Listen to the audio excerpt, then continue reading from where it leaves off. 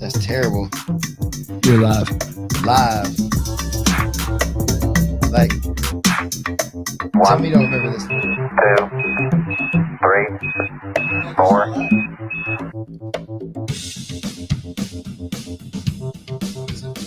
Oh yeah. Be cool. Be cool. Yeah, it's fun. Yeah, I know the movie. I just haven't seen it. Twinkle Twinkle. Yeah. The Rock's his bodyguard. And so in that scene right there, he's like, twinkle, twinkle, baby. Twinkle. He kisses him off. And he's like, come on, man. Who put you on? It's your boy. He's like, Eweezy. Like, that's what I was talking about. So if y'all don't know, you don't know. That's some behind the scenes stuff. What's up, everybody? Wednesday, 2:00. Right in. Parkway Automotive Studios. Me, Isaac, and Pete McGregor again. What a do. Just doing the thing again because it's on the schedule and because we like it. It's kind of fun to do this stuff. Big, busy. I don't know how big it was for everybody else, but it was a big weekend for us. Pretty busy weekend for us. Very busy. Friday night, the Ironclad Cats came down and scrapped it up in-house with us at 10th Planet Perry. Some good results on both sides. Saw some good stuff from both teams. Some white and blue belts mostly, I think is what it was. I don't think anybody higher than that really competed. There was a purple belt that jumped in, wasn't there? I think Jared did jump in just like at the last second. It was when guys were just calling each other somebody out. a match, just to roll against. So I don't think that was whatever. But yeah, guys just rolling against each other for fun, basically like a big competitive open mat with rules. Oh shoot, this is like Inception, son. We got sucked into It's like what? Got sucked into the dream world. Am I ahead of myself again? Dang it. Gotta slow down. No, but that was really, really fun. I saw some good looks from some of our people. I saw some stuff from a lot of our people that we need to work on still as a team. One of the cool things, I guess, that I noticed is that like still and yet you still carry the main coach's like skill sets and stuff with you a lot. Almost. There's a lot of stuff like they had a lot of front headlocks and like guillotine plays and Darce plays. Lots of a la Matt. And, I think Jake's got a pretty nasty front headlock stuff too from his wrestling stuff. But Matt for sure known for his cheating style. Cheating. Why don't you tell it straight to him? I looked right at it that Matt Elkins is definitely a cheater. I haven't figured out what he's done yet to be such a cheater exactly because, it's hard to decipher it. But he definitely cheated when he caught that guillotine on me in the season. I'm still mad. It's been like 8 months, I guess. Not salty at all. Super salty, like the coarse salt, the big, thick, like real hard granular salt. It's not even tasty or whatever. It's the stuff you put that you make that you make ice cream out of. What they put on the rock salt just to keep the stuff, make ice cream. Yeah, keep stuff colder. Right? Nobody else. Yes, I get it, kind of, man. But no. Anyways, but they did, and some of their people looked really, really good. Had some impressive performances. A couple of our people had some really impressive performances going. Like they did like 2 or 3 matches against each other for the like main matchups, I guess. So people the most evenly matched we can get people based on age and weight and rank and stuff like that. So I think it went pretty well. It was really, like I said, I think we both got a lot of stuff to like look at and troubleshoot for each other. It's funny to hear like they were in a big way, but like some of them were definitely looking to beat like a 10th Planet team. Like they were working against the 10th Planet system for sure in a way, which is cool. Like it's like that's it. It's for the culture, right? We're making each other level up, intentionally by doing these mock competitions and stuff. And you got to be a certain kind of person to be confident enough to kind of just do that. And like they drove down, I don't know, roughly about 4 hours, I guess. Yeah, that's about 4. A lot of them to just do matches in house, and I think that's a testament again to the coaches, sure. That they have to give off the vibe that this is okay and this is the kind of thing that they want to do and be a part of, Yeah. So I think also like it gives you a really concentrated look at each one of your guys, and it undistract. Like when you're in the gym and people are rolling, it's hard to maintain attention on any one guy. You're trying to look at the room, but And I'm rolling too, you know, a lot of rolling times. too. You know, are taking care of the business side of things, and sometimes you don't get to pay attention to the people that you need to, but you get a like concentrated dose, 3 matches of one student going against somebody. That's a real easy way to pick up on strengths and weaknesses and what you need to work on. And you guys were talking about doing that repetitively, and man, that's such a great idea, I think, because it just keeps giving you that concentrated dose of what you need to keep working on in that room, you know? Yeah, I think so too. And we talked about maybe November traveling up to Birmingham and doing like another one with them where we'll bring whomever wants to travel. And they have a situation there that they have like bunks and stuff like that. So people want It's to a pretty cool spot up there. yeah, the It's bank, like the it's old an bank. Yeah, it's really cool. Really, really cool spot down in Birmingham. So yeah, I think that'll be fun. Once we get back from Costa Rica in October, we'll probably jam down there and check that out. What's the dates for Costa Rica? October the 10th through the 16th. Yep. And so yeah, we had a couple people drop out actually. So there's 2 spaces open for it. It's $600 each if anybody wants to jump into those 2 spots. So hit us up if you want to get in. I'm not really going to stress out too much about it anymore at this point. It's been stressful enough getting it all set up and dealing with everything, and a lot of experience, you know, that we picked up on the way for that thing. Myself and Kirby, my cousin and I guess partner with this thing. It's been a lot of learning stuff and making connections and trying to figure out how to get, you know, things done remotely, which is pretty tough and it can get expensive, as we found a few times. So yeah, we're gonna pull it off though. It's gonna be great. It's gonna be really fun to have all these high level people in one spot, and it's gonna be really concentrated. You know, there's not a huge, like, it's huge as in vast. Like there's a lot of place to go get lost if you want to. Sure. But as far as like where we'll all be, that this will be a heavy concentration of some high level people, you know, all in one space for about a week at a time. So I'm really excited to get there and get to be a student a couple times, you know, a week and get to learn from different people while I'm there and it'll be, you know, just to sit down and listen sometimes and not always have to have the opinion, you know, because I'm sure there'll be plenty of time for me to have my opinion while I'm there. Sure. That was why I was happy to like spread out and get Lindsay McCatherine and Kyle Chambers to help carry the load with some of the instruction stuff. That way they can, you know, take some of that off of me a little bit, because teaching such a big camp for, you know, 5 days in a row myself, I think would have been pretty daunting, you know, by the time I got done with it, and I wouldn't have enjoyed it nearly as much as I think as I know I'm going to now with some of the people who decided to jump aboard, because Matt and Jake and a few other people, I think Marcus, their brothers, coming and their girlfriends. I think Daya's coming, and they're all coming to be down there too. Nice. So that's going to be fun. Obviously, Brandon will be with Lindsay down there. So Kyle Chambers will be, like, I haven't trained with him that much since we've left. I don't think at all, I guess, since we've left San Diego. So it'll be dope to get down there and like sit with him a little bit and get some of that stuff he's working on that doesn't make any sense to me from sitting here looking at it and like, what, can you please tell me this in a dummy's way? So that, you know, I'm really excited to go see some new stuff in a familiar place though, because I love it down there. It's a beautiful place. I was just about to say, like, all instructors are vastly different styles and games.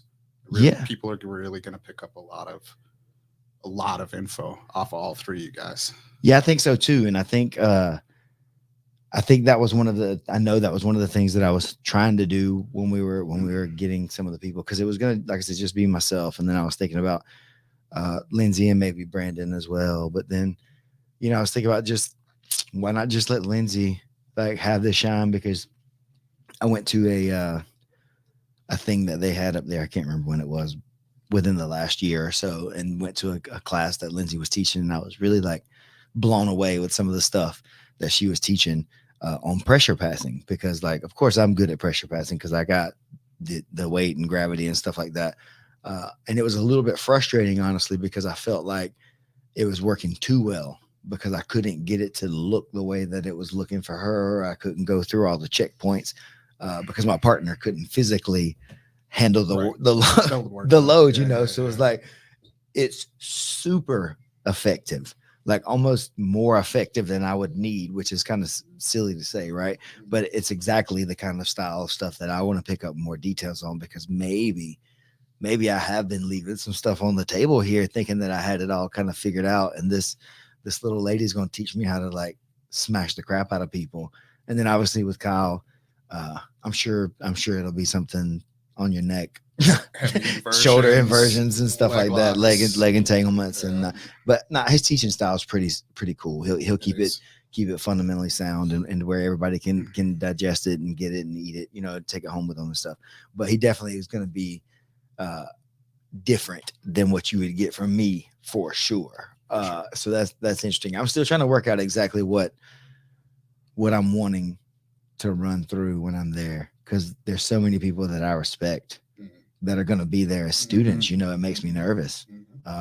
Maybe that was you I was talking to about that this week. I think someone I mentioned that too. Is like, it makes me nervous, some of the people that are going to be there, because I respect them, and I think that I would be happy to go to something that they're teaching. Sure. And so like a little bit of that imposter syndrome flares up, you know. So that I think that means I'm doing something good though, if I'm getting out there and putting myself in that uncomfortable kind of spot like that. For sure. And it usually I rise to the occasion on things like that. So I'm excited to know and to get whatever I'm gonna get between now and then, as I start really laying down the plan, you know, for October.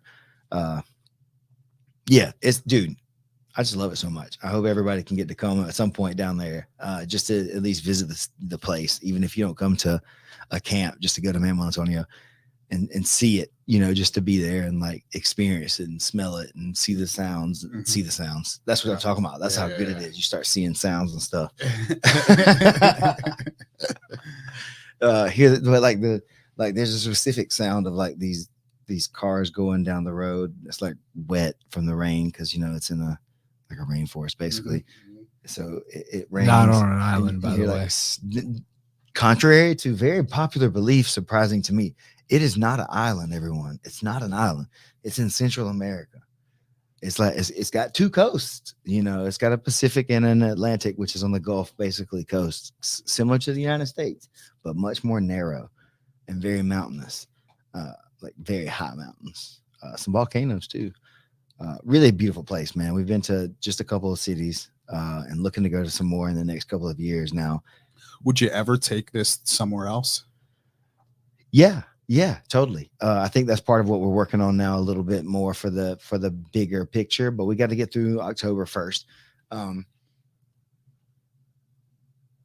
think that if we go somewhere, I would like to maybe find somewhere that there may be a little bit more infrastructure for the future though, instead of going to another place where we've got to like build everything from the ground up again. Which maybe we don't have to, since a lot of the stuff will already be in country, and maybe we can get it moved around. Once that's the thing. Logistics is going to be an issue with that, but I've met and talked to a few other coaches and found some other schools that are on the coasts that I think are in beautiful cities and different places that would be fun spots to go to. And I've had conversations with some other instructors from different affiliations and things like that maybe they would want to use our setup and stuff like that to do their own camps maybe. So I would love to come down there and figure out maybe even at like just white label it, I guess, sort of, and let them run their own show as much as I possibly they want to, right? You know, and then just charge a fee to use our equipment and be there basically to help make sure everything goes smoothly, and take a vacation trip out of it, or figure out, something like that would be great. But my friend Lorenzo down there is going to be like, he's going to be the one that has all the mats once we're gone. And so we're going to get him hooked up. Hopefully we'll get him in a spot where he can have them consistently, because there's a lot of tourism that's there usually in normal times. So even if it's not a huge booming everyday thing, the community can really use it. Sure. There's a lot of kids there that don't have a lot of things they can do.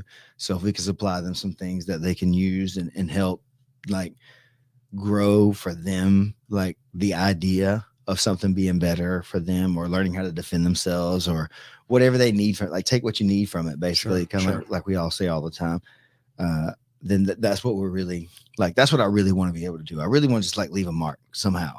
Right. The more that I thought about it, the more that I keep doing it, that like I think I just want to be able to share it with everybody. I want to share what I got from it with everybody else. And sometimes everybody's not ready to take the message or get what I'm trying to share. But there's so Sure. many people that can benefit that I'll never see. Right. They'll right. never need to know my name. Right. They'll never need to know Stephen Aiken at all. Sure. But they have already. There's people like this that have benefited from some of the work that I've done, and that's cool. I like that. I like to know that I can do that. And I guess I said this somewhere, I can't remember the other day, but it's that old thing about a man, the true sign of a man is like he wants to plant trees, for shade that he'll never get to sit under. Yeah. I would like to be that person.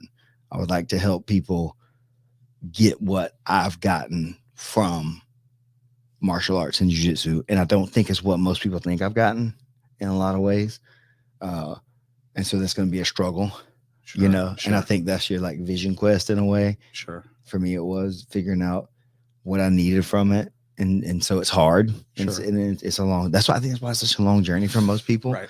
To get to not even black belt, but just to where you're understanding stuff and stuff being like techniques. Obviously, some people can get techniques, but do you understand yourself? Do you understand why you do certain things? Do you understand why you operate the way you operate? Do you know your learning style?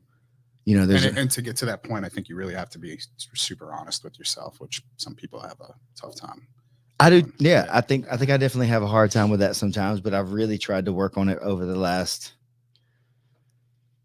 I don't know, dozen years or more to try to improve that part of myself, that flaw in my character that I saw, that was weakness in that way. I've tried to really get that out of me, to where I can really be honest with myself. And sometimes, maybe a little too honest, and I'm more my own worst critic. So sometimes you got to give yourself some grace, right? And understand that this is part of the process for most people.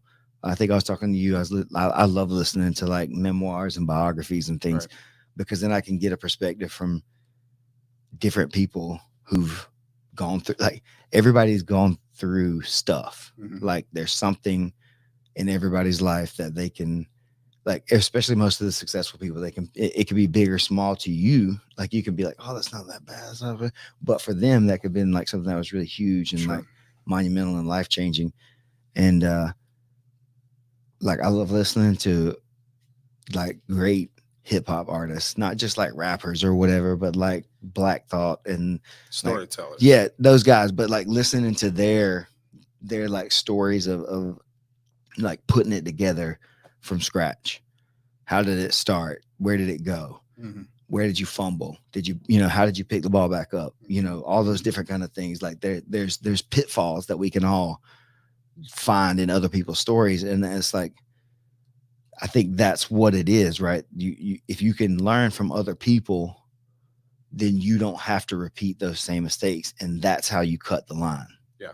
But you got to be willing to be the student and willing to go out there and seek the knowledge that you need to be that person that you want to be. Who do you want to be? You got to go be it. Like you got to be that. And I spoke to someone from San Diego, and said that, asking like, how's everything going? And it's like, it's going really, really great. But now I have to be the person I said I was going to be. Now I'm being forced to be that guy. And it's hard sometimes to have those difficult conversations with people and to be tough on people when I don't want to have to be tough on people. I want to be nice and friendly and fun or whatever. But as your coach or as your mentor and as your friend or somebody that really cares about you, sometimes I got to be hard on you. And I need people that are going to be hard on me too, though, right? I need people that'll check me when I'm getting out of bounds and that'll push me back into the right space, because I'm not always right. I know that, but I'm definitely somebody that you got to convince and with good arguments. If you're going to tell me that I'm wrong, you got to come equipped with like a good explanation for me. That's hard sometimes. it's hard for me sometimes. Like that's the thing. And I talked about that the other day with some other people too. Just like a lot of times, I think the things that we get frustrated about with other people is something that's like a flaw in our own character that we see, or something that we don't like about ourselves. You know, you and I were talking about that a while ago. I think we were in San Diego when we talked about it, and you had heard somebody say something like, I'm paraphrasing here, but it was like, I don't like something about myself and that guy that just walked by.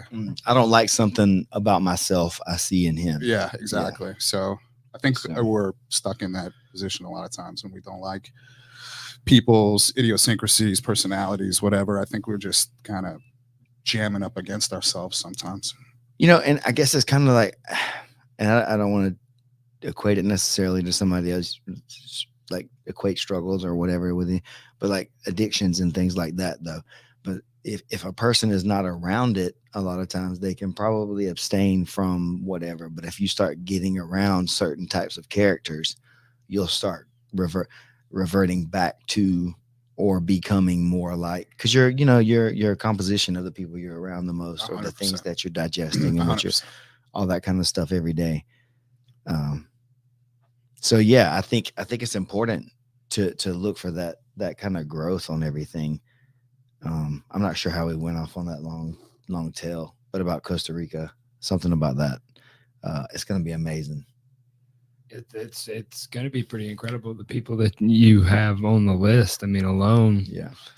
Well, I've been on a few of these. Everybody's getting a free rash guard from Supernatural Survival Gear and Dogfight Dojo. We're doing a catamaran cruise, like out into the ocean on the last day, just kind of like for everybody to chill, and like closing ceremonies. Kind of like we're trying to make it special, man, because I want it to be special. Well, I mean, it's special to me. I've been to a few of these jiu-jitsu camps, 10 Planet jiu-jitsu camps, and we don't ever stop talking about them. Like, yeah, if it's good, which is good. Yeah. If it's good, if it's bad, it's bad. I think you're going to have, even if there's like bad circumstances, I think the general idea of the camp is to bring everybody together, and that's always what ends up happening. So if each person maybe individually has experiences and collectively, like I know when I went to Cyprus, I had my own challenges. I had things that stick out in my mind. Like I ended up having to visit the hospital, the last 5 days every day, but that never, I mean, I still talk about that to this day. And it was 2017, so the guys that went on that trip are lifelong friends, some of them from Amsterdam, some from Germany, people I never would have come in contact with had it not been for 10th Planet, for jiu-jitsu, or for this camp, that had been set up. So I feel like, these things, just end up being a positive experience, whether there's troubles or hiccups along the way or not, and people will be talking about this for a long time, man. And that's part of the reason we're trying not to like overschedule it. Like try not to, like, I want to have things to do, but I don't want you to feel obligated, even to the training. If you want to go like rest or go do something else during, or whatever. Sure. But I want to make it available for everybody since we're down there, and this is why it's for jiu-jitsu, but it's also a vacation and a kickback. So yeah, take a day off sometimes. Don't come to the open mat. Don't, whatever. Don't have to roll at all. Like basically like real life. Yeah. I really just I want to have fun, and I'm going to try to make it as fun for myself as I possibly can. Good. And then by that product, I know that it's going to make it as fun for everybody else as I can, And so again, like you said, whatever, maybe people have a different idea of what's fun is, but that's why I'm trying to leave as much stuff optional, except for the training, which I know, and it's optional, but like the training is going to be fire. Sure. I don't question that. No. But if you don't want to go on an ATV tour or a waterfall tour or a catamaran cruise, or if you don't want to go, then that's fine with me. Yeah. I'm okay with all. If you do or don't, you're not gonna miss the super secret technique moment if you don't go on the ATV ride. I mean, you might miss some like jungle karate. That's gonna be wild. You know what I mean? Hey man, you had to pull something out on a monkey on that video from the first time you were down there, bro. They were like, I think little homie was down there chilling close to the ground, and I was like watching him, and then they were like throwing stuff down at him. or at me one. But He, look, he looked like witnessed he was, the like, monkeys hiding. getting bullied. They were bullying my guy there, and then I was like, I'm gonna ride for you, dude. And then I saw he was like way up there, and I was like, nah, son, if he just jumps from there, I'm done. Like, I'm over. so I quickly retreated back to The mental image I just got of you running through the jungle trying to pull a spider monkey off your face is pretty priceless. That's how I do that's how I do my thing. Jungle karate. Hey, jungle karate is what you need sometimes. DVD coming soon. Hey, these things happen. You never know what you're gonna need until you need it, right? Sometimes you need some good parking lot karate. Exactly. And that happens in random places too. That is. Being that we're gonna be in the rain, we might do some beach karate. I don't know. There's waterfall karate we can get into. There's all kinds of karate we could do. It's gonna be Costa Rican. We can do karate in Espanol. I've been trying to practice up on that a little bit too. Can you get your way around in Spanish yet? Oh, no, son. Shh. I said I've been practicing. I didn't say I was good. So you're white belt. Yeah. Oh, straight up. I don't even have a stripe yet. I don't think, if I'm being honest. If people are good Class at it. 12. Yeah. Yeah. I don't know. I have to look at my Babbel app there. Yo soy es, I don't know. Me llamo es Steven. Yeah, that's it. There you go. Mm-hmm. And yo soy means you are, right? Yeah. Got it. Uh-huh. Got it. Check. Yeah. So I mean, I don't know, man. Like, where we're gonna be, most of the people will be speaking English to a degree. Sure. Because it's a tourist spot, more or less. But there are places that you're gonna be in that people aren't gonna speak English, and then they're going to be very fluent in Spanish there. So going more, being there in the culture, I'd like to learn to speak it enough to be respectful and not just expect them to do for me. Yeah. Like, of course, it'd be nice if they knew English, but it'd be kind of cool if I could speak a little Spanish back. I don't know, Yeah. Do they just start speaking Spanish louder to you? If you're Like in No. English. Like I Americans do. And slow. No, they just speak faster and then look at you like you're crazy, and then I just take what they gave me. Before you go, you got to get on that new Apple, son. That Translate. It's Oh part of yeah, the so I was working on some of that. real-time Translate. Yeah, we did some of that, but sometimes like that's too literal, Mm. and it's like it doesn't quite. it make misses sense. the context. Yeah, and you call somebody an ass or something like that. Gotcha. Whoops. But yes, it's gonna be fun. I want to, like, again, go into different places, spreading it out down there. I think understanding the language would be a big part of actually trying to being able to help out, because I would like to go teach the kids. I would like to go teach some adults classes and stuff to locals. When I was in Samara at the Coconut Life Cabinas a few weeks ago, a month ago, whenever that was, there were people that spoke Spanish, and so that I had to basically rely on an Australian for translation. He was translating from English to Spanish to the Spanish speaking. It was awesome. What does an Australian accent sound like speaking Spanish? I don't know if I've ever heard that. I don't know if it was right. It sounded as good as I would do. I'm not saying it would sound bad. I'm not saying it would sound bad. I That's mean, not I a would high be bar, though. impressed. No, I mean, like, but he had been to Peru and he had been to Mexico a Okay. few times, and like he'd been to several so he was relatively You could get fluent. around. Yeah, Yeah, relatively yeah, fluent. yeah, Like, and he, picking up some of the words, like, and I even said, Boogie and Mister, man, I got to get better at my Spanish for jujitsu, because it's a different language, and and the way you express it is different. The way you frame your sentences and the structure of everything is different than the way it is in English. I've seen a lot of the Portuguese teachers because like the dialect's really close. And so like I've seen guys that were Brazilian that could teach Spanish speaking And they're very well similar. because they could get Mhm. enough across to teach. Latin but- languages. Romantic languages. Yes. So yeah. You learn stuff on the Dream Show Live occasionally. I'm a smart dude. I just like to act dumb and teach jiu-jitsu.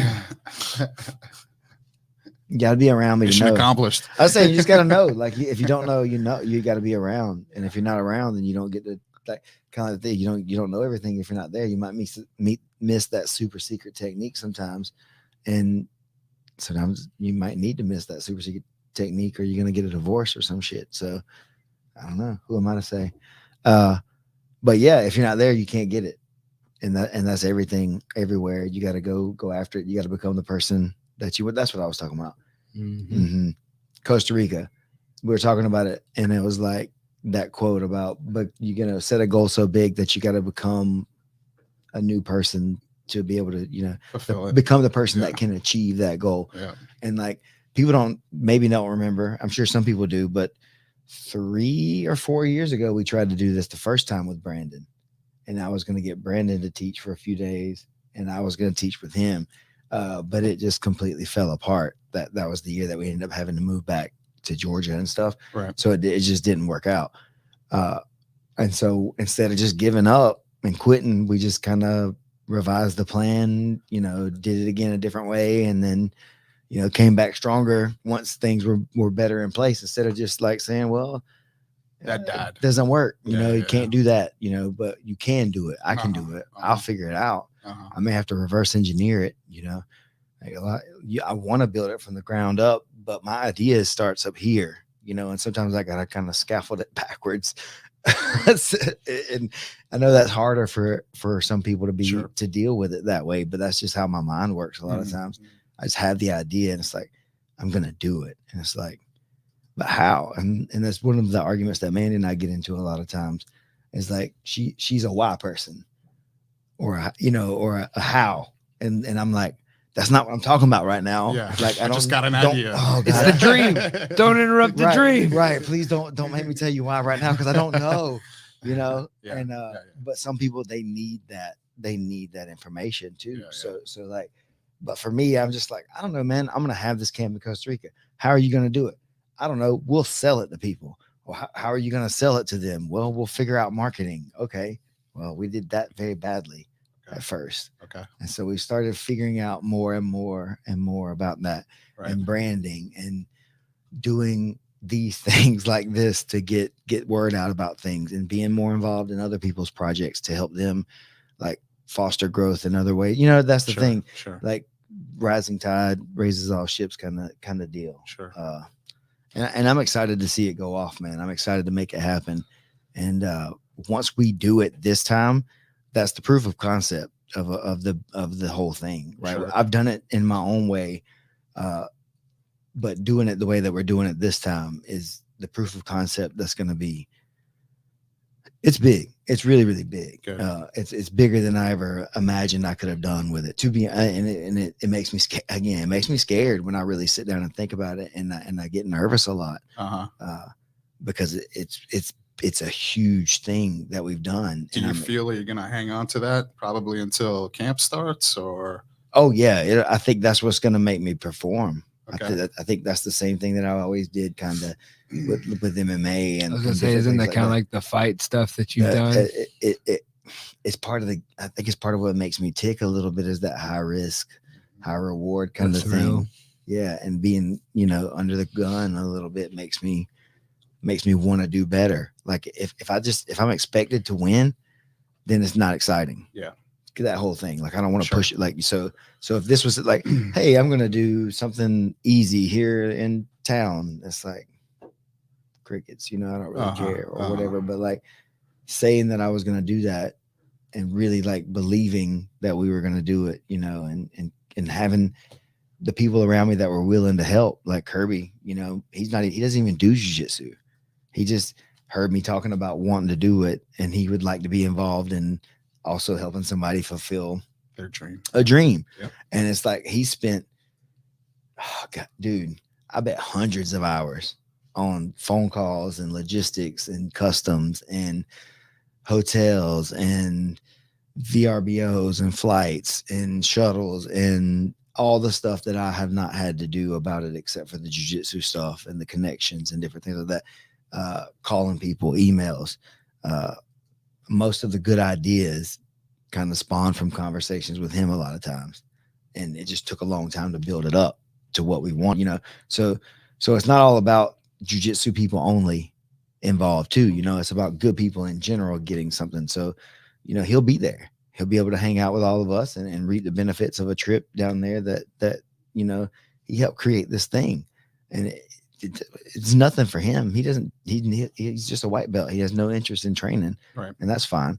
But he wanted to be part of it, and he's hustled in his own free time for free with no promise of anything to make it happen, you know. And I think that's what gets lost on a lot of people is like sometimes a lot of times you don't get paid for the dream.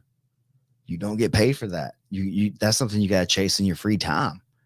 That's like you got to, like, a lot of people have a job, and then the side gig is the dream. They're hoping to make it doing what they're doing. You know, they're chasing music or you know, whatever, but they have to work this 9 to 5 job, or they don't want to be stuck doing what they, you know, and so they have to gig work or stuff like that to chase it down.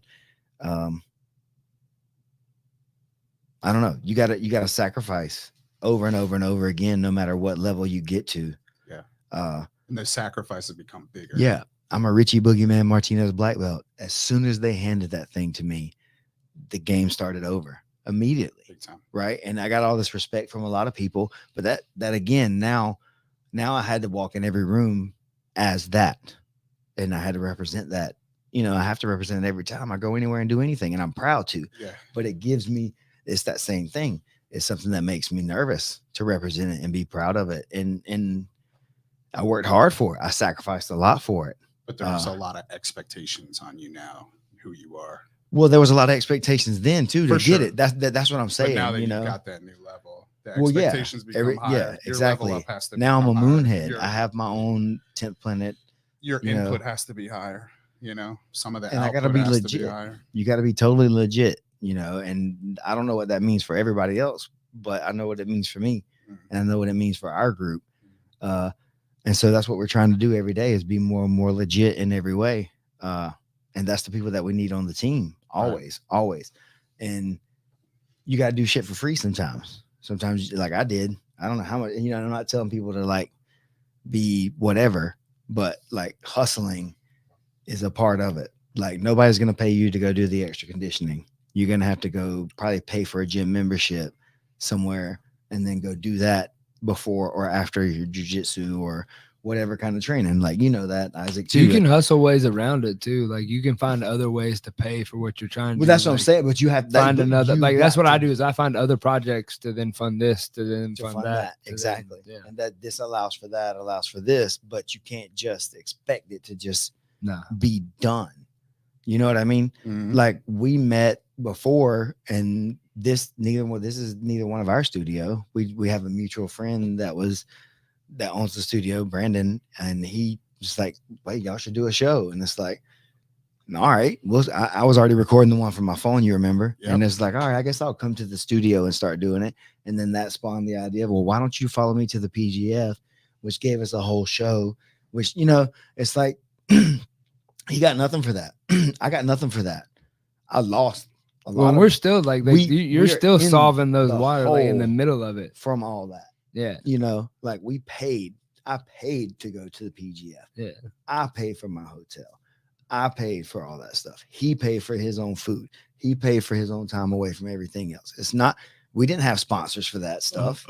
All that came after, and it still hasn't paid for what You have to, a lot of it too, and like in the creative world, especially, like you have to build it first because a lot of times they don't see it, they don't get what you're doing, and that because it's in here. It's in yeah, here. it translates in a lot of things of like people don't see what you see. So like sometimes you got to just go build it if you can find the means to build it. And it's more impressive that you went and did it yourself because you're like, cool, I don't need your stuff. I'm gonna go do it. Now, do you still like it? And so it gives you a bigger bargaining chip at the end of the day, in my viewpoint. Sure. If you're having that argument of how does it become a means to an end? Yeah, well, I just think that, and the one thing for sure is like we've already had at least one person come in that was a lead that somehow was watching the YouTube. I don't know if they were watching it before or after, but commented that through watching that stuff, they were sold to walk in that door because they understood the kind of character they were going to get because it was played out right there. They saw the community. It was real. Yeah. It's not fake. It's not manufactured. I'm not biting anybody else's style. I'm being me, and I'm becoming more and more comfortable in that role as time goes on, you know, and that takes also a lot of time and a lot of effort and a lot of struggle, a lot of missed opportunities, you know, and things like that for myself. Sure. That's how I've landed here, Mhm. you know, because I've chosen wrongly and I've chosen right. And you know, that's why I'm not as far as I wish I was. Or maybe you're right where you should be. But always that's the case, right? Isn't that always kind of it, you know, and to a degree? unless you're just repeatedly shooting yourself in the foot, and in which case you are where you're supposed to be still again. Right, because you Right. still the lesson will repeat itself. The lesson will always repeat itself until it's learned, one way or the other. And so I've spent I've learned a lot of lessons over 13 or so years now since I literally, if a lot of people don't know my story from before, I started at 380 pounds. I left Bainbridge, Georgia by myself, having never really left except for in a car, like the tri-state area around there for the most part. Like I'd driven out a little bit, but not too much. And I flew to Southern California to LAX by myself, rented a car, drove to San Bernardino, and made it on an MMA team. And then refused to lose from there. Sick. And it's just been like I've stood in church food lines. I've slept on people's floors for weeks at a time. Like I've been negative in my bank account a bunch of times. I've lost and won. You know what I mean? It's like people don't you can't fake that kind of experience. You know what I mean? Yeah. And it's taken me a while to understand that like that's what's valuable. That's why I'm valuable. Is that experience? It's like those lessons. That's what's important to share with people. Is the mistakes as much as the triumphs. Absolutely. We don't want to just flex the wins because that's what everybody's doing. That's the movies. When the Cinderella story is, that's in the movies. That happens, right? Of course it does, but it's not always that way. You gotta do the work, and even once you make it, you still get reset sometimes because every time you reach a new level, there's a new boss.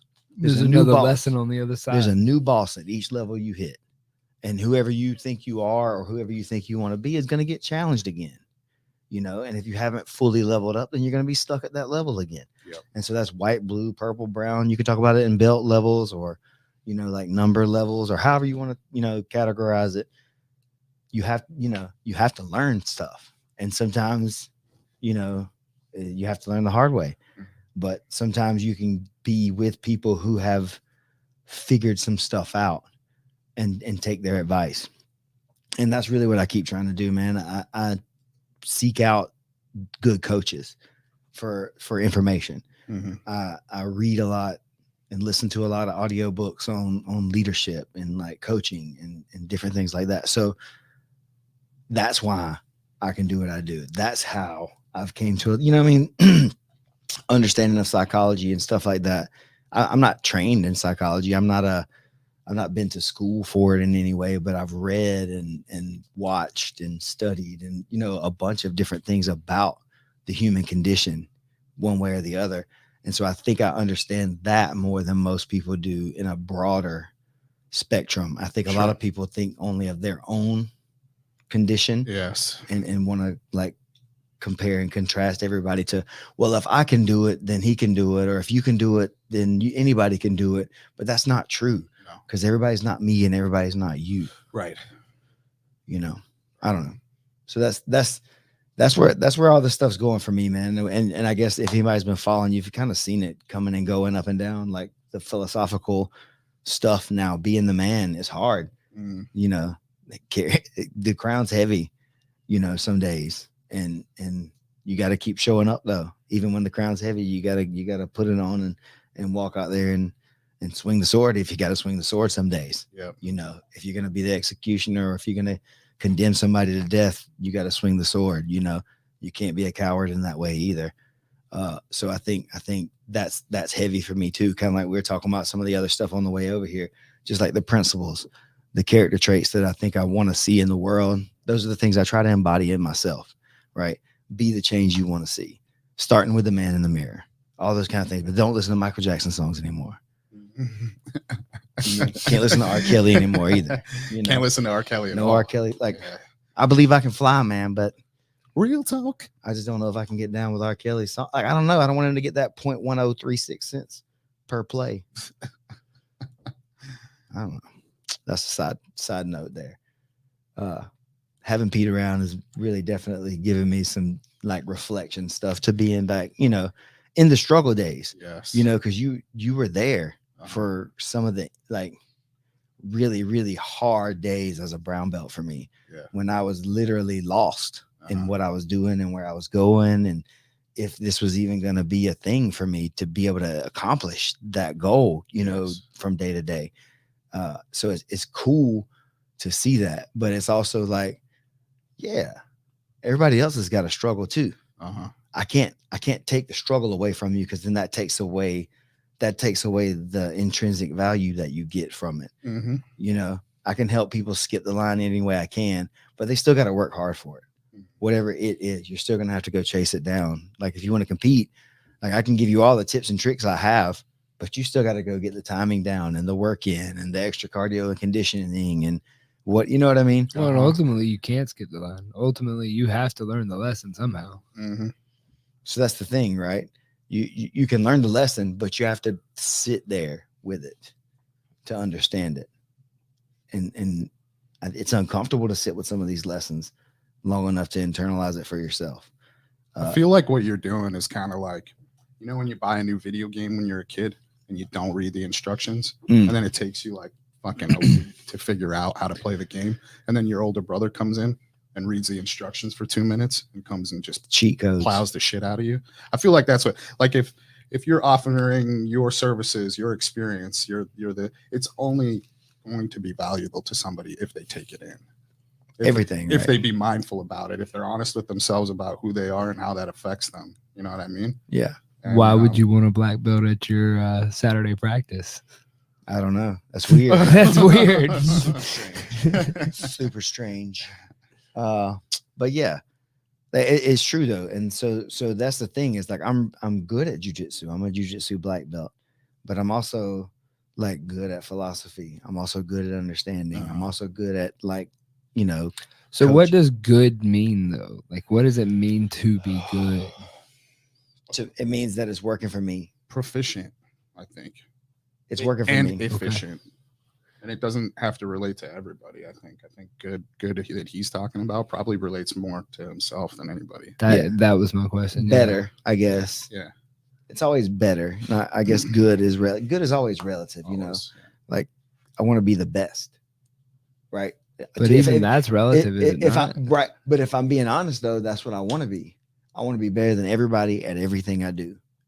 Everything I touch, I want to be the best at it. I wanted to go to the first place. I want to be the best video YouTube podcaster. I want to be the best jiu-jitsu black belt. I wanted to be the world champion in MMA. I want to be a coach of all the world champions in jiu-jitsu now. You know, I want to have the best. Does the best in the world. mean to be in first, or does the best mean to be happy? Okay, yeah. First is relative. First goes. That's what I'm saying. We kind of touched on this a little bit yesterday about success and happiness. Yeah, you can't be a joy thief to yourself. You can't. Like, I stole all my own happiness during my MMA career and a lot of my jiu-jitsu career until I started understanding that this was the good stuff, the winning and the losing, and the struggling, and the being in the room with those guys, and the parking lot crying, and the office crying, and hugging my bros while we're all sweaty and gross or whatever. But like, men really truly loving each other and like really caring about each other and their goals. Like, that's what it's about, you know, and not just men, I guess, but men and women. But like, you see that with men and women, I guess, once they have relationships, that they can be softer with each other. Right. But you don't really see guys be as tender as you can see dudes in a martial arts setting, like in a real room where guys throw down at each which other. is funny, because I mean, some of the most emotional places I've ever been in my life have been with other high level athletes, other guys that are struggling, you know. Well, why do you think they're there? To better themselves. From what though? Right.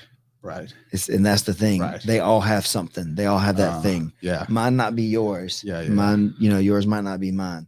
But we can see, you know, the Skeletor in me recognizes the Skeletor in you. Sure. You know what I mean? Fuck yeah. Stuff like that. It doesn't have to be the same story, but it is the same story. Mm-hmm. You know, it's all the stories of the champion and the hero archetype throughout time. Mm-hmm. That's who we all strive to be. I think most great men do. You strive to be that hero archetype in your own way, though. You like, that lame Joe Rogan thing though. That's lame now. It was really dope when it first came out about being the hero of your own story. It's only think been it's still played like true. 8 billion times, I think but it's I still- think it's the but it's truth. true though. Still It rings true as so it was true. then, yeah. You know, Absolutely. I mean, just like Eminem, till I collapse. You know, and knees weak, palms are sweaty, vomit on mom's spaghetti or something. I can't remember all of Oh, it now. wait, But why, if are it you, comes why are on- you throwing up on own mom's spaghetti? bro, because I'm nervous. But on the surface, I look calm and ready. Okay. But they keep on forgetting. So, like, you know what I mean? Sometimes you're gonna go out there on stage and you're just gonna get booed off, and then if you go run and hide, then that's it. That's who you are. Mhm. And then some days you're gonna go out there and they're gonna rock with you, and then that doesn't mean that's who you are though. Too is the guy that everybody's rocking with, because that's gonna play out. You gotta come with new stuff. Yeah. You always gotta be innovative and new creative in some way. You can't be doing the same old stuff, or somebody's gonna come around with some new stuff, and everybody's gonna be like, "Oh, that's interesting. I haven't seen that before." You know, and so they'll start playing with it, even if you know you may like the other thing still too. Now there's more that people play with. You know, people like old muscle cars, but they still buy new nice cars and things like the Teslas versus the like 60s muscle car thing. You know, some guys will have both. You know, Mm. some people only like one or the other though, and that's fine. I think it's good to have choices. I think it's good to be able to choose your own journey, and that's one of the things that I've picked up through jiu-jitsu practice is letting people try to be their self, let people try to express themselves as much as I can. But sometimes that gets to be detrimental because then people want to operate freely, sometimes too much, Right. and like as a coach, against like this weekend on Friday night, for example, some of the people just made some easy mistakes. And so I have to go back and be like, hey, you made a really like easy mistake here to do this or that, and sometimes that could be an uncomfortable conversation to hear that you did this wrong. And it's like, but, and it's like, there's no reason to but. How do you help them separate the like that this is about your move, not you personally? Oh, none of it's about them personally. Right. But like, Unless- you know what I'm talking about? Like, Oh, I do know they, that. they Yeah, take yeah. it to heart and you're like, no, it's not you as a that's why- person. that's why I keep trying to say it and Yeah. have been trying to say it the whole time. Is like, you don't suck as a person or whatever. Your choice in that moment sucked, right? Your play in that moment was not the right play. Like that's the thing is like, competition. Still competition is not jujitsu. You can compete in jujitsu, but you can compete in a bunch of other things too. That's like Brandon So- coming up to me and being like, you don't suck at jujitsu. And I was like, well, why was that your first choice of words? Well, because that's what you think. Exactly, and I know. being there and I get it being- now. Having been that guy before, I've walked off the mat, and I know Brandon's walked off the mat, and everybody else too, just feeling that way, where it's like, man, I suck. Like you did it too, Uh-huh. and like you apologize to me. It's like, Yeah. man, don't apologize, dude. I hate when people apologize to me when they lost, especially when they tried hard, because I know they really do feel bad. And it's like, man, you don't apologize to me for that, dude. Like I'm happy to be here and support you and help you and stuff like that.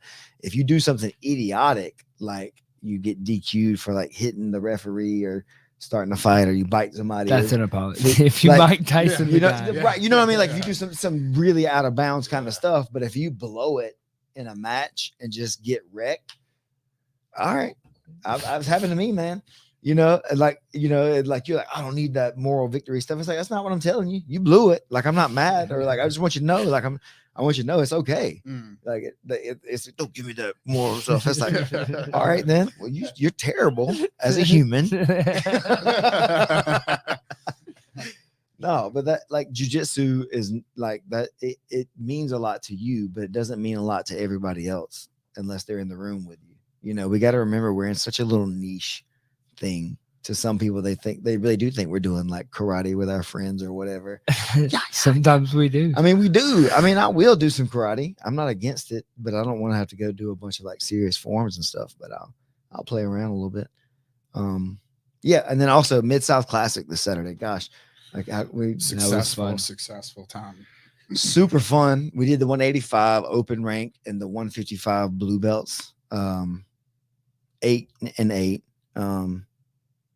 So Chase Hanna won the 185 men's tournament with all outside heel hooks. Yep. Um, Quick ones too. Quick. Make it look relatively easy because, you know, and like I said, in my opinion, he's one of the top brown belts in the world. I don't know, like maybe in the gi, there's people that would beat him obviously because that's not his style. But in no gi, I think it'd be hard pressed to find somebody that'll put it on. They've Chase. yet to find them around here. Yeah, He's definitely not local. And then in the blue belts, it was Steven Dana that won from 10th Planet Atlanta. So 10th Planet Atlanta sweep gave him $1,000 a piece. What we do at Mid South, for anybody that's like, I've had a couple people ask me because we had, you know, we got a little publicity. So I had a couple people ask me how we run the tournament. All press is good press. Yeah, I mean, you know, we made it to the news. What we do is we get $100 from each person, basically like you would do at any other tournament, right? You pay $100 to go compete. But what we do instead is that we put that money into a pot. So that's $800 when we do an 8-person bracket. And we give that all back to the competitors. But then we also take $200 from our sponsors at this point now because we have sponsors. Kind of like we were saying about the other stuff. At first, we were giving money out of our pocket. And I guess technically we still are because we don't have to give away more money to the competitors. We could take the money from the sponsors and just line our pockets, just keep it. And we could also take half the money from the competitors and give them whatever is left, you know, a lot of times too. But we don't have to rent a venue. You know, I'm already renting the space. I'm happy to do it. You know, I like to give people money for their art, honestly. And seeing these guys, like, obviously they're working very hard to get through this bracket the way they did and win the matches. Chase, you know, worked hard for a long time to get such a short day's work, you know, but Steven had to go all the way through 3 overtimes in the finale against one of his teammates. Yeah. So, you know, that was a tough one to get through somebody that was probably pretty familiar with your style. I think that they're Gulf Shores in Atlanta, so not necessarily like direct, but I'm sure they trained together. I'm sure they've trained together more than one time over time. It looked like it. It looked like they knew each other's games and were kind of waiting on each other. It was a good match. I was really impressed by Vance Kalista. He came in really undersized, probably like 125, I think, or 130. I think his weight was 123. Okay, when he weighed in. Yeah, super small for 155, obviously, but came with like a classic kind of closed guard style of stuff in this first match with Andrew Miller. And I think it really frustrated Andrew, and then he caught him with a triangle. And I was like, man, that's some good, solid, like fundamental jiu-jitsu stuff that kid was doing, because Andrew even, and the way that he was using his posture, I was like, oh, this kid knows some stuff. Because the way he defended that. The Doris with the big, like, I don't know, the eagle.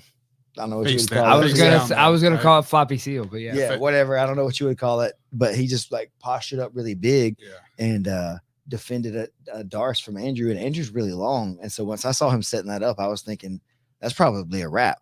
But he got out, got back to his guard, you know, finished the triangle from there. And I think he ended up losing in the next round to maybe Steven. I think he lost to Steven. I think he did lose if I remember that correctly.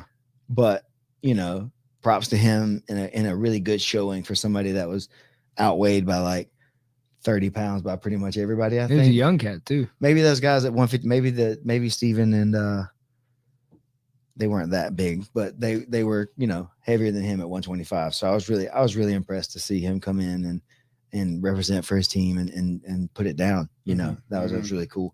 Who else? Other impressive names. Oh, I got to give like credit to Wyatt Montgomery. Oh yeah, obviously. I think he came in with a little bit of a knee injury already. I'm not sure if that's the knee that got hurt again. Years of wrestling, from what I could tell from the post afterwards. He's super gritty, super gritty kind of guy, like the kind of kid that, like you saw, won't quit. That'll run through the wall if somebody, you know, told him to, and he believed that that's what he needed to do. He'd figure out a way to knock the wall down. Yeah, he was in so much pain when he walked out for his last match. You know, yeah, that was a gangster move. It was, and Matt Elkins, that's who he would drawn in his second match. You know, Matt went through that at the PGF himself a little bit, so he was trying to let him play, but realistically, he was just so hurt, man. There was no way to make that thing go off well from Wyatt. You know, he fought hard. defended a good guillotine attempt, front headlock, chin strap thing. I thought, it's like, okay, well, that's better than I did. You know, I saw somebody. I saw somebody comment. How about that bridge? Yeah. Did you see the bridge when from Matt? bridged, Yeah. super strong. Like these guys are like next level guys. Like Wyatt's only a blue belt at this point. But he was Oh, in there. really? Yeah, he's only I still thought a it blue was belt. purple. Okay. I did He's too. blue. Until he told me he was blue the other Oh, day. wow. Okay. So he came in and slugged it out, and threw it down. And I think he's only like 170 something a lot of times. So he's not that big. And he's a blue belt. So he was in the open rank. He got beat by a brown belt. His first match was with BJ. That was a tussle. That was a good awesome. slobber knocker right there. Yeah. Those guys were putting it down. BJ looked like he had a decent wrestling base, also MMA background, and made it really hard on Wyatt to get through. They went all the way to overtime in that match. So That's where he hurt his leg. he was hurt going into overtime. Into He was that already hurt. match, Yeah, yeah. in the first match, he really injured himself. He taped it up. It came out. So yeah, I just want to say all respect to him, man, for sure, Big because it would have been easy to quit, and not to say that it would have been right or wrong to go or quit or whatever, but the fact that he wanted to go out there and represent, for his team and for What's his your family. thoughts on somebody that's like gonna quit in that scenario? That's not quitting. No, that's what I was asking. That's like, what I think. from I the think community. That's smart. Yeah. I would probably not do it. Yeah. Honestly, Yeah.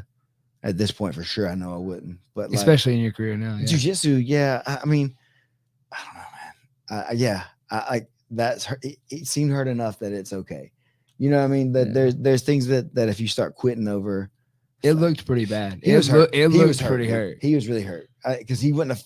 I don't think he would have faked that. Like, Yeah. he wanted to get his hands on those guys. Yeah. He wanted to beat those guys. Yeah. Like, that's what he was looking to do. Yeah. That's what he had been He working came hard. out just as hard injured as he did when He wanted it. Yeah, He was trying to shoot on it and He everything, legit yeah. wanted it. That's the thing. He tried to play the top because Matt was sitting down with him and different things. But man, he had to do a couple like verbal, like screams or whatever kind of, and I was just like, man, we gotta like that's we gotta Yeah. respectfully, I gotta Uh-huh. pull the plug on that thing because it starts looking bad at a certain point. Sure. Because Matt couldn't even play his game for real. He even entered in on the good leg one time. Yeah. and I think Matt even knew. Like he did. Matt He was- wanted to be, yeah. but he's also a gangster and would have done the Or same sorry, thing that Wyatt did. not Matt. They both knew. Everybody knew. But that was cool. And then obviously to see, I picked that it was going to probably be Chase and Matt in the finals, most likely. Yeah. That's what I was really looking forward to. And again, I think Chase got out of one of the front headlock chin straps from Matt too. So some stuff I need to There look were at. a couple exchanges there. Maybe Maybe they be just- interesting to run Their back. necks are tougher than mine still at this point in their lives. Or maybe I got to go back and study a little bit of what they did with hand fighting or something different. Maybe a skinnier neck. I don't know. I don't know how that would help. I think Wyatt's got a big, thick neck. Good point. Either way, really tough, for him to go out there. But then, soon as Chase entered into the legs, the bite was on, and it was like, yeah, better let him just go ahead and get this one, so we don't have to go to the hospital too. That's- I asked Seth about what it was like to feel that level of a leg lock guy, and he was like, I honestly didn't know who he was until we were out there, and then like I was elevated in the air, and he had my legs. So he didn't look anybody up. I don't know. Like from what I understood, he That's funny. quite literally was sitting there, and they're like, "All right, you and Chase." And he was like, "Who's Chase?" Nice. I looked Chase up before. I watched Yeah. some of his matches, and he was doing He's the smooth. same shit. Super smooth. 2016. Super smooth. So I mean, this was guy's. fine. In I it. told Seth this guy's been, probably practicing one leg lock entry longer than he's ever thought about doing jujitsu. Oh, let alone- definitely. let alone practice. Definitely. it, So that's you been know? training for less than a year. So that's why I was making Yeah. sure to everybody Yeah. that was anybody that was watching that wanted to comment anything. Hey, thanks to Seth for paying $100 to jump in this thing to fill the bracket up because we had some people that didn't come, that didn't, we didn't fill it up. So he paid his money to go out there and make sure that these guys were, he Yeah. wanted to be a part of it. So Mhm. respect to him, basically knowing that, he was going out there for too much, that he wouldn't be able to get probably out of the first round, no matter which matchup he probably got, because everybody was higher ranked and more experienced than he would be at this point by far. So yeah, respect again to him. And that's the thing too. I don't know if a lot of people would let white belts do that kind of stuff and step in there. We talked about it a little bit last week, and he was fine. Like I said, he was okay with it. And that's all I need to know is that you're okay with what you're doing. And Is this going to emotionally destroy you or not? yeah, are Or you is gonna this- are you gonna be able to handle the consequences of this choice? Sure. You know, and I'll try to lay down the facts. You know, and he mentioned MMA, wanting to maybe do some MMA stuff, and I definitely was very like blunt and honest about the repercussions of like MMA fighting and what it would take to make it to any respectable level. And for someone like him, I know very similar. I feel like to me, in a lot of ways, it's like I know that once you start that path, it might be hard to like Get off. Of go it. back. Yeah. You know, yeah. until it costs you, or maybe you need to chase it. Yeah, you know, that's it. Like again, who am I to say what another person needs or doesn't need? I can just give you the experiences that I've had and try to make suggestions I on like how to do it. I like Seth's story that he easier. actually kind of took it upon himself to prove it to you, you know, with his transformation, his time in the gym. You know, Mhm. he literally kind of said without saying it, you know, I fucking want this. Yeah, he did. He said it, and I was just kind of like, all right, yeah. And then he went from like 255. I think he said the other day that he's down to like 185 now, yeah. which is really really cool. It's super good to see and like exciting to know that again plays some small part in like helping somebody achieve something, you know, and feel good enough.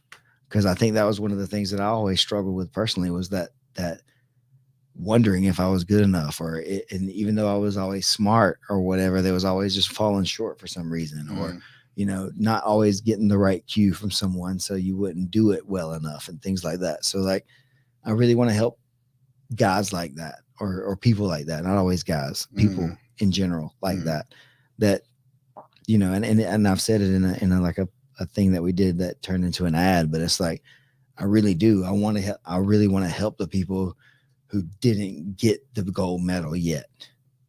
Like those are the people that I think I can really affect the most. Yeah, I can help great athletes. We could win for sure. Like I could win with great athletes. I think every coach can. If you have the best athletes, you can do well enough, probably. But I don't think that's the measuring stick for me. I don't think my measuring stick is, especially not right now, for sure, because it is the number of world champions that I develop. Sure. You're not interested in coaching Michael Jordan. You want to coach. I didn't say I wasn't interested in that. Okay, it's more of just It's where just, you're at. but I just think that there's more, or not more, but there's a lot of merit in that. I got you. In getting the guy off the couch For that sure there goes is. and competes for the first time ever. You're changing lives. And that instead point, of the guy who's competed high level ish forever, and then they'd cross over to your sport and then start doing it at a high level too. Yeah. That's those guys. It's still easy for them to a degree. You know, I want the guys that didn't get that thing, and you can find that with us, and you can find that with a lot of 100%. jiu-jitsu schools, Yeah. whatever that thing is, you know. And a side thing like that is like having you teaching the last like 2 classes or whatever for some of the people. I'm sure for some people that's a little interesting because it was for me too. But like the stuff that you're showing is like, if it's true, it's true, you know. And you may not need to use it this exact way, but you can. And some of it, I was really intrigued, you know, because it's not the way that I would do it for sure. I have way other preferred methods to some of what you were doing. But then once I got down there and like laced it up a couple of times, I was like, okay. It's maybe not the thing that I'll do the most, but it's definitely something that I'm going to start using because it's a tool that I haven't used yet.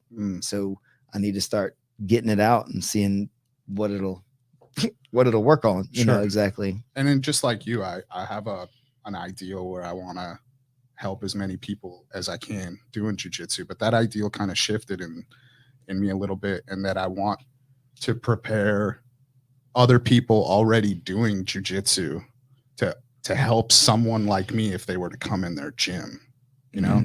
Like we had that conversation. I don't want to be the guy that says I don't know anything about this and not going to study it, not going to learn about it. You know, I'm actually going out there and giving information to people in the hopes that, you know, if somebody limps, wheels into their room, you know, their lack of confidence and thinking that they can do jiu-jitsu will be surpassed by somebody's knowledge of me and other people like me that are out there, and letting them know, hey, no, you can be successful doing this.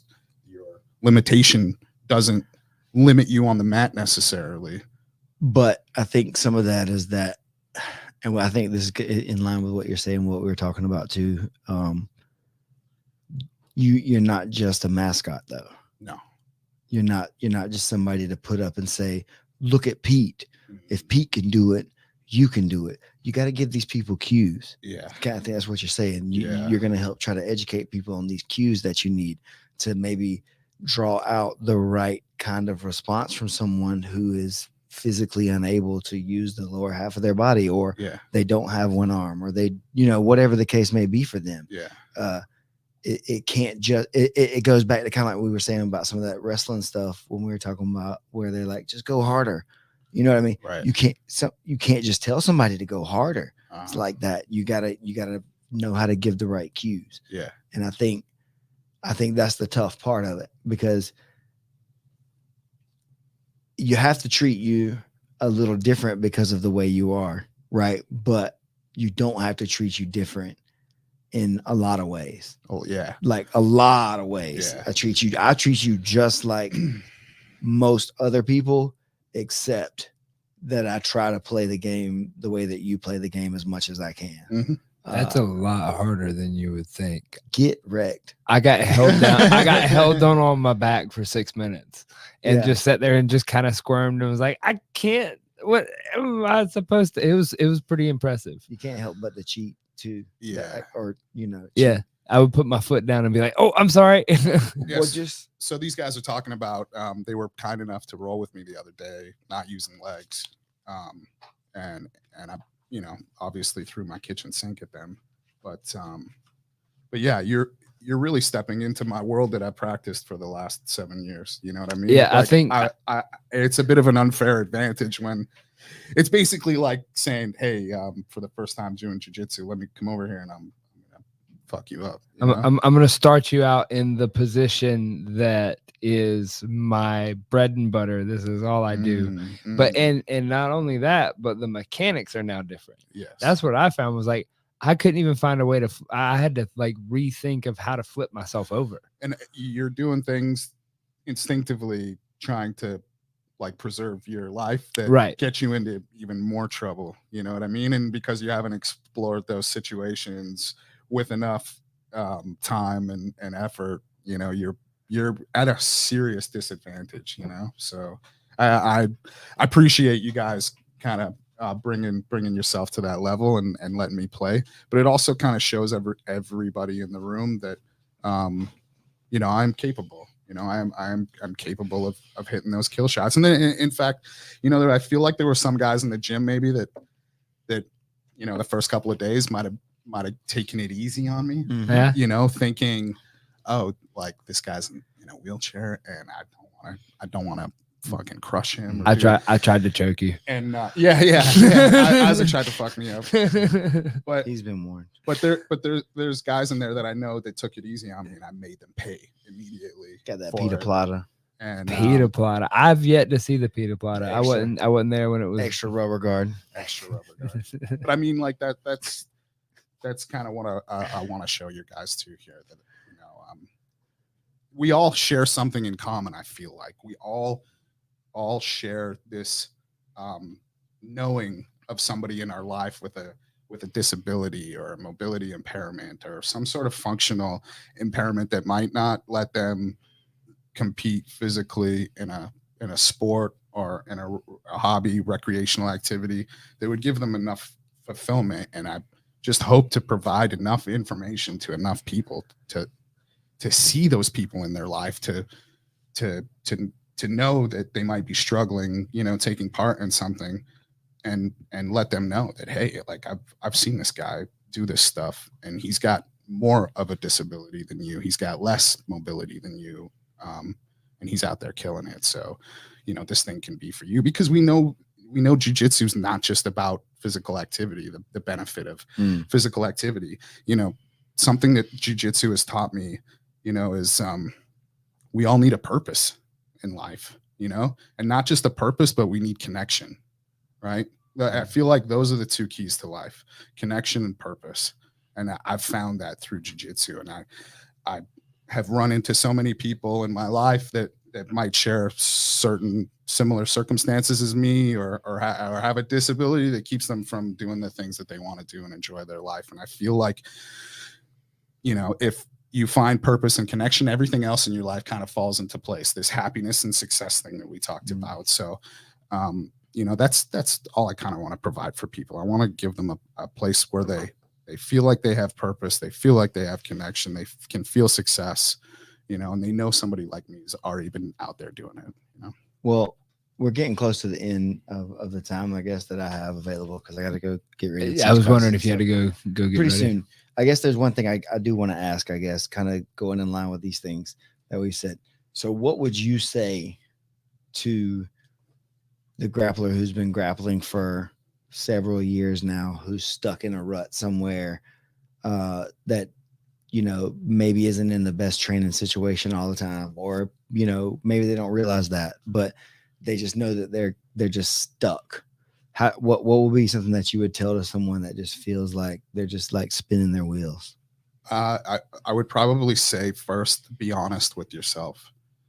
Find out what it is that's troubling you about your situation, and then, pick that apart and try to find a way to change it. So, if it's the people that you're around, change the room. If it's the coach that you're around, change your coach.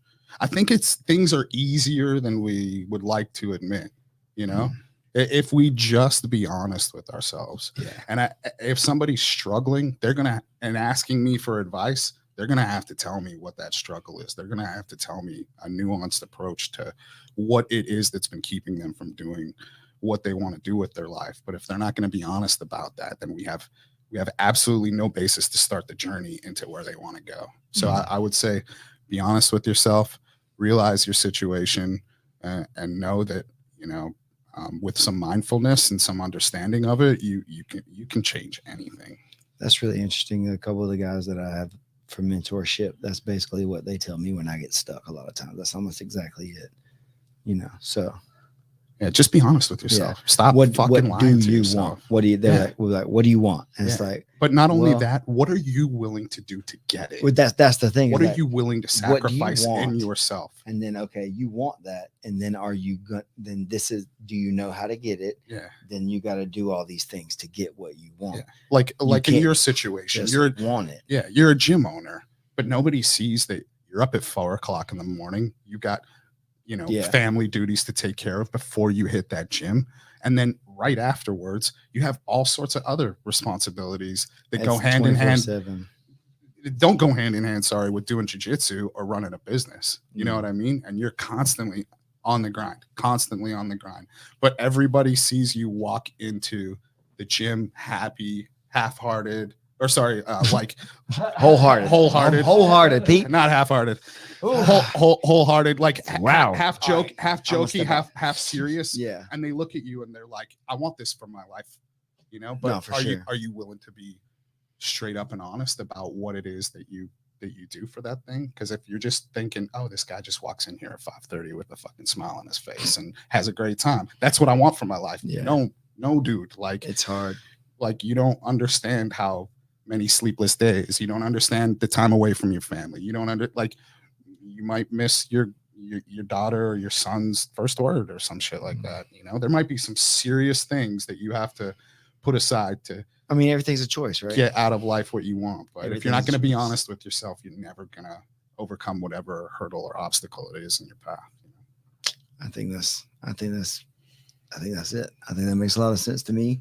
I think that should make a lot of sense to you people. I want to say thank you to Pete for coming on again. He's here until the 14th, so we may run him out here again just for shits and gigs. Tell the people about your Kajabi. Oh yeah, it's scrolling up underneath you right now. Scrolling right up under here or somewhere down here. The Dream Stephen Aiken.mykajabi.com. We're building out the class archives now. We've got a few on there. I'm not sure exactly how many, but we're recording classes. Got some old classes that we're uploading on there. So if you guys want to go check that out, please, and subscribe to that would be great. It's like $5 a month. going to try to build it out and just put some stuff out there that it would be like a real class. So you'll see what we're doing in class and more of how I actually teach. And then there's another thing that I guess that I can announce right this second that I want to start working on, trying to build like a coaching group, like a mastermind group for coaches and stuff a little bit. Not so much how to build your business, but how to build your room, how to build your classroom or your structure, your training room and stuff in a way that that I think, has been successful, because that's what people keep commenting about is the vibe and the way that I teach and the way this. So we're going to open that up for about 4 or 5 people, I think, because I don't want to overextend myself with some of that. But that's what I'm working on now, like in my free time. Right. Like there's no such thing. Like I'm constantly like thinking about something else. Sure. Like that's the gift and the curse, right? As soon as we accomplish, I need something else to accomplish. Sure. And I can't just be happy with it. Not robbing yourself of the joy that right. brought It's you hard. the completion it's hard. of whatever task it is. It's hard. Yeah, it sure it's hard. is, man. So the dream, StephenAiken.mykajabi.com. We may shorten that name some if I can soon. I think I might go with the dream nogi.com or nogi.mykajabi.com. But don't worry about that today. Just go put $5 a month in at the one I just said, the dream, StephenAiken.mykajabi.com. The mastermind coaching group, that link may be up there. If you want to go ahead and sign up for it, I'll go ahead and get it started. Otherwise, we're going to flesh it out in the next week or so and get that posted. Thank you to the Musgrove Trial Firm, 678-226-1994. If you're in the state of Georgia, you get in any accidents, you need to go to trial, and for any reasons, call him up, hit up Buddy. He'll do a good job. He'll work for you. He'll fight for you. He's a solid dude. He's been with me to Costa Rica. I vouch for him. Thanks to Parkway Automotive Studios, obviously, for giving us this beautiful place to operate in. Matt Viper, I want to thank those guys still. They gave us a bunch of rash guards. We still got like 10 of them, left that we can get off of those rash guards. Isaac has the link for that on the wanderinggrappler.com, but it's $60 for a Matt Viper rash guard. It really helps support us. It's a way that we can make a little bit of the money off of the show this time. So if you want to help support us and actually get a good quality product, you can do that through the Matt Viper rash guards. You also have a club rash guard? We have the 10th Planet Perry, like Braves mock-up rash guard come through with Phalanx that we're selling as a pre-sale. We're going to close it this Friday, actually. $65 for that. We're trying to do the Phalanx USA thing for the first time. See how that goes. Hopefully we enjoy everything and everything goes well. I've heard good things about the quality of the USA thing. So if you want to get that, go to my social media or to Tip Planet Perry's social media. Thank you to Sheath Underwear. Mid-South saves 20. If you want to go to Sheath Underwear, you can get some really comfortable stuff in this heat and humidity. It'll give you a little separation between your legs and your nether regions. I guess we're getting counted out. Isn't that what you were headed to? Never count it out, baby. Never count it out. Much love, guys. Later. Peace. 1,